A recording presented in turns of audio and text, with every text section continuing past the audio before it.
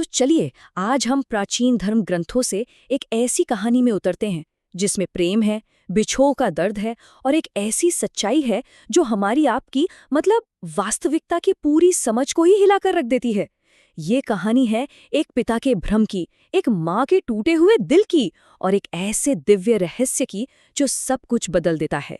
जरा सोचिए, जिस बच्चे को किसी ने पाला पोसा हो, अपना सब कुछ दे दिया हो और एक दिन पता चले कि वो कोई साधारण बच्चा नहीं बल्कि इस पूरे ब्रह्मांड का स्वामी है। ये वो सच्चाई थी जिसने कृष्ण के माता पिता की दुनिया को हमेशा हमेशा के लिए बदल कर रख दिया। तो कहानी का पहला हिस्सा हमें ले चलता है पिता वासुदेव के पास। एक ऐसा पिता जो अब तक अपने बेटों को बस अपना बेटा एक साधारण इंसान ही समझ रहा था, लेकिन अब वो एक बहुत बड़े एक जबरदस्त मानसिक संकट से गुजर रहे थे। देखिए, जब उन्होंने महान ऋषियों की बातें सुनी और फिर अपनी ही आंखों से अपने बेटों के वो चमत्कारी, वो हैरतअंगेज काम देखे, तो वासुदेव की जो अब तक की समझ थी वो पूरी तरह से कह सकते हैं कि बिखर गई। उन्हें अब ये यकीन हो चला था कि ये दोनों ये कोई आम बच्चे तो बिल्कुल नहीं है, ये कुछ और ही हैं। और यहीं पर हमें वासुदेव का वो गहरा मानसिक संघर्ष देखने को मिलता है। सोचिए, एक तरफ तो एक पिता का प्यार था, वो ममता जो कहती थी ये मेरा बेटा है, और दूसरी तरफ एक ऐसी ऐसी चौंका देने वाली सच्चाई थी जिसे मान पाना भी मुश्किल था। उनका मन बस इन्हीं दो पाटों के बीच पिस रहा था।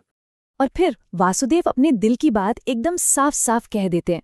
वो मानते हैं कि हाँ, सांसारिक मोहमाया ने उनकी आंखों पर पर्दा डाल दिया था और अब वो इसी भ्रम से, इसी पर्दे से आज़ादी के लिए प्रार्थना कर रहे हैं ताकि वो उस परम सत्य को उसकी असलियत में देख सकें।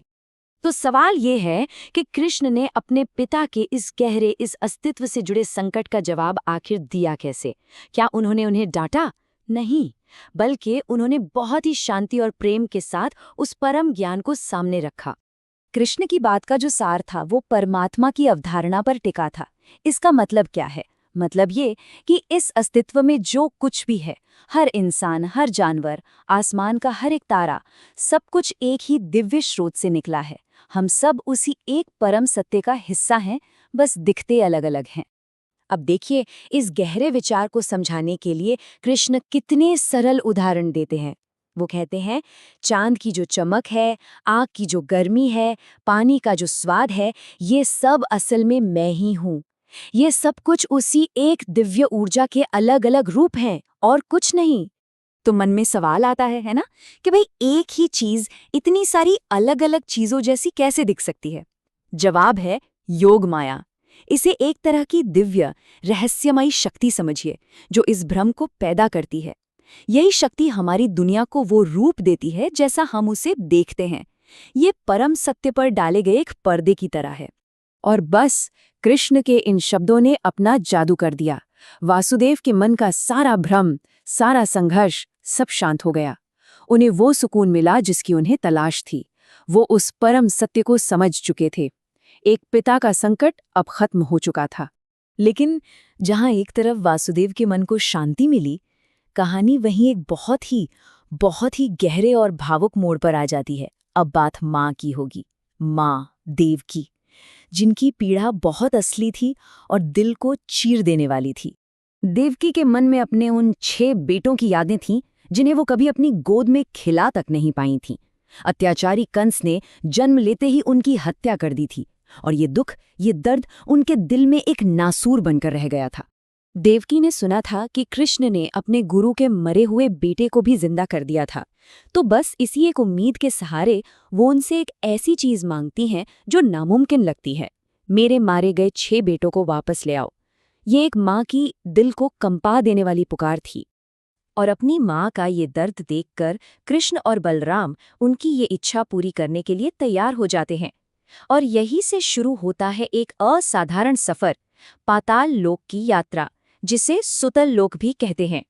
तो मिशन एकदम साफ था। माँ की पुकार ने कृष्ण और बलराम को द्रवित कर दिया था।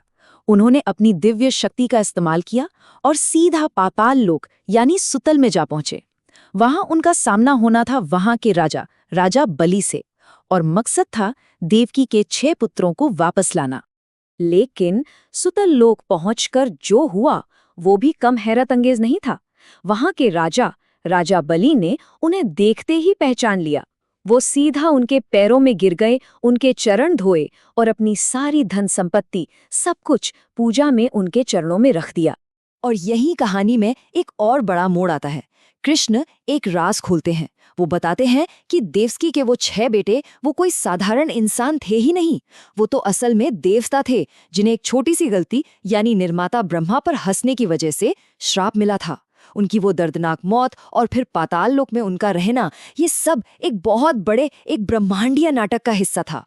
और अब हम कहानी के उस हिस्से में पहुंचते हैं जो भावनाओं की शिखर पर है, जब उन बेटों को उनकी माँ के पास वापस लाया जाता है। एक ऐसा मिलन जो किसी चमत्कार से, किसी जादू से कम नहीं था। पूरे 6 बेटे, वो बेटे जिन्हें एक माँ ने तो हमेशा के लिए खो दिया था। सोचकर देखिए उस पल के बारे में, जब वो 6 के 6 अपनी माँ के सामने आकर खड़े हो गए होंगे। इस एक वाक्य की ताकत को महसूस कीजिए। अपने मरे हुए बच्चों को जिंदा सामने देखकर देवकी के अंदर माँ का प्यार इस कदर उमड़ा कि उनके स्तनों से अपने आप दूध बहने लगा। ये प्रेम की सबसे पवित्र और शारीरिक अभिव्यक्ति थी। और उन बेटों ने अपनी माँ का वो दूध पिया और कृष्ण की कृपा से वो दूध अमृत बन गया था। उसे पीते ही उन 6 पुत्रों का श्राप टूट गया। वो पूरी तरह से पवित्र हो गए और उन्होंने अपना असली दिव्य रूप वापस पा लिया। और फिर सबके देखते देखते उन 6 बेटों ने अपने परिवार को प्रणाम किया और सीधा स्वर्गलोक की ओर चले गए। उनका काम पूरा हो गया था, माँ का प्यार मिल गया था। ये मिलन बेशक कुछ पलों का था, लेकिन अपने मकसद में ये पूरा हो चुका था। इस अविश्वसनीय घटना को अपनी आंखों से देखकर देवकी को भी ठीक वही एहसास हुआ जो वासुदेव को हुआ था। उन्होंने भी ये मान लिया कि ये सब कुछ, वो दुख, ये मिलन और फिर ये जुदाई, ये सब कृष्ण की ही रची हुई एक दिव्य लीला थी, एक माया, एक भ्रम। और यहीं पर यह कहानी हमें एक बहुत गहरे सवाल के साथ छोड़ जाती है। अगर ये पूरी दुनिया, हमारे रिश्ते नाते, सब कुछ एक दिव्य नाटक है, एक माया है, तो फिर उस प्रेम का क्या जो वासुदेव और देवकी ने महसूस किया? क्या प्रेम ही वो अकेली चीज है जो इस भ्रम से परे एकदम असली है, या फिर वो भी इसी खेल का एक हिस्सा है? सोचने वाली बात है ना।